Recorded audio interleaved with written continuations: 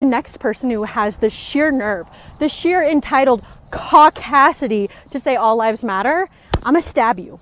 I'm gonna stab you. And while you're struggling and bleeding out, I'm gonna show you my paper cut and say, my cut matters too.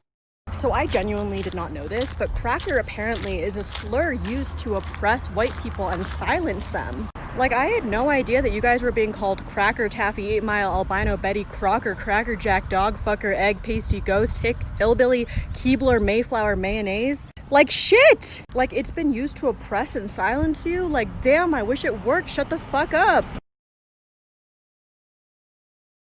Here's an accurate example of reverse racism. I'd get a time machine, I'd go back before Europe colonized the rest of the world. I'd convince Africa, Asia, the Middle East, Central and South America to invade and colonize the rest of Europe. Occupy the shit out of them, steal their land, their resources, kill off millions with diseases, set up a trans-Asian slave trade, make them work under brutal conditions for hundreds of years, just ruin Europe over the next couple of centuries so that their descendants would all want to migrate out and live in places where people of color come from. Also making sure to set up systems that privilege people of color at every conceivable social, political, and economic opportunity, so that white people would have no hope of real self-determination. Every couple of decades, I'd make up some fake war as an excuse to bomb them back to the Stone Age and say it's for their own good because they're inferior. Make sure legacies of discrimination persist over time, and just for kicks, subject white people to colored standards of beauty so they end up hating the color of their own skin, eyes, and hair. And if, after hundreds of years, I got up and I said, white people suck, that would be reverse racism.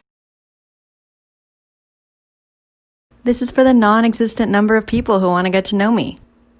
My name, my age, where I'm from, my ethnicity, my relationship status, 3 words my friends would use to describe me, my best quality, my worst quality, my favorite thing to study in school, my least favorite thing to study in school, a fun fact that would surprise my 2 followers, some sports I did as a kid, a random hobby, a random fact, and favorite book.